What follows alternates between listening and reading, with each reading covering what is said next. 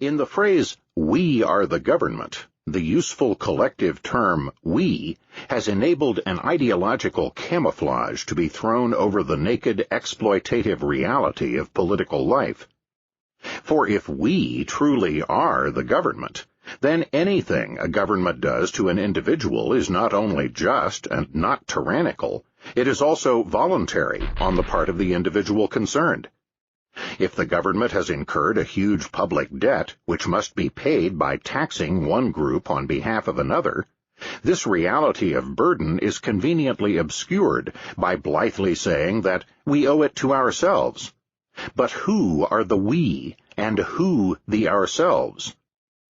If the government drafts a man or even throws him into jail for dissident opinions, then he is only doing it to himself, and therefore nothing improper has occurred. Under this reasoning, then, Jews murdered by the Nazi government were not murdered. They must have committed suicide, since they were the government, which was democratically chosen, and therefore anything the government did to them was only voluntary on their part. But there is no way out of such grotesqueries for those supporters of government who see the state merely as a benevolent and voluntary agent of the public. And so we must conclude that we are not the government. The government is not us. The government does not in any accurate sense represent the majority of the people, but even if it did, even if 90% of the people decided to murder or enslave the other 10%, this would still be murder and slavery, and would not be voluntary suicide or enslavement on the part of the oppressed minority. Crime is crime. Aggression against rights is aggression, no matter how many citizens agree to the oppression. There is nothing sacrosanct about the majority. The lynch mob, too, is the majority in its own domain. But while, as in the lynch mob, the majority can become actively tyrannical and aggressive, the normal and continuing condition of the state is oligarchic rule. Rule by a coercive elite which has managed to gain control of the state machinery. There are two basic reasons for this. One is the inequality and division of labor inherent in the nature of man, which gives rise to an iron law of oligarchy in all of man's activities. And second is the parasitic nature of the state enterprise itself. We have said that the individualist is not an egalitarian. Part of the reason for this is the individualist's insight into the vast diversity and individuality within mankind, a diversity that has the chance to flower and expand as civilization and living standards progress. Individuals differ in ability and in interest, both within and between occupations, and hence in all occupations and walks of life, whether it be steel production or the organization of a bridge club, leadership in the activity will inevitably be assumed by a relative handful of the most able and energetic, while the remaining majority will form themselves into rank-and-file followers. This truth applies to all activities, whether they are beneficial or malevolent, as in criminal organizations. Indeed, the discovery of the iron law of oligarchy was made by the Italian sociologist Robert Michels, who found that the Social Democratic Party of Germany, despite its rhetorical commitment to egalitarianism, was rigidly oligarchical and hierarchical in its actual functioning. A second basic reason for the oligarchic rule of the state is its parasitic nature, the fact that it lives coercively off the production of the citizenry. To be successful to its practitioners, the fruits of parasitic exploitation must be confined to a relative minority. Otherwise, a meaningless plunder of all by all would result in no gains for anyone.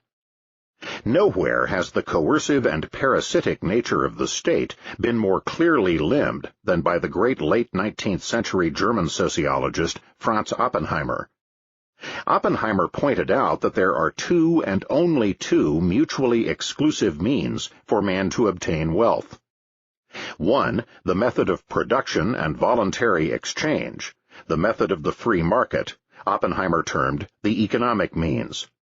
The other, the method of robbery by the use of violence, he called the political means. The political means is clearly parasitic, for it requires previous production for the exploiters to confiscate, and it subtracts from instead of adding to the total production in society.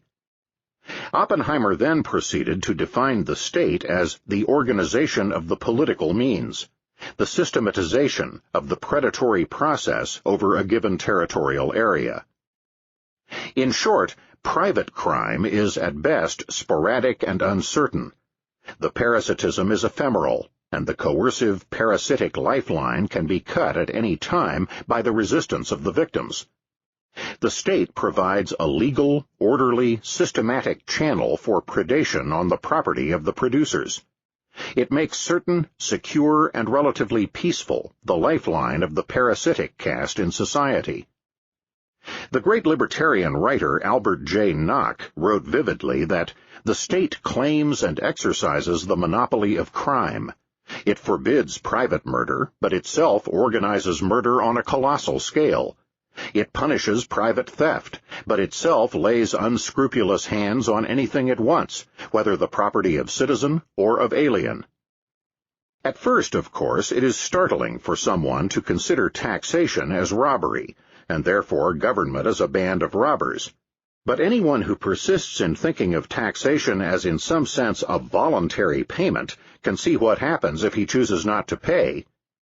The great economist Joseph Schumpeter, himself by no means a libertarian, wrote that the state has been living on a revenue which was being produced in the private sphere for private purposes, and had to be deflected from these purposes by political force.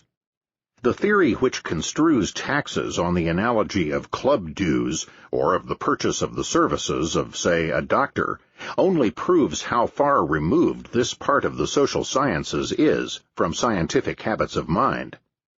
The eminent Viennese legal positivist Hans Kelsen attempted in his treatise, The General Theory of Law and the State, to establish a political theory and justification of the state on a strictly scientific and value-free basis. What happened is that early in the book he came to the crucial sticking point, the pons asinorum of political philosophy. What distinguishes the edicts of the state from the commands of a bandit gang?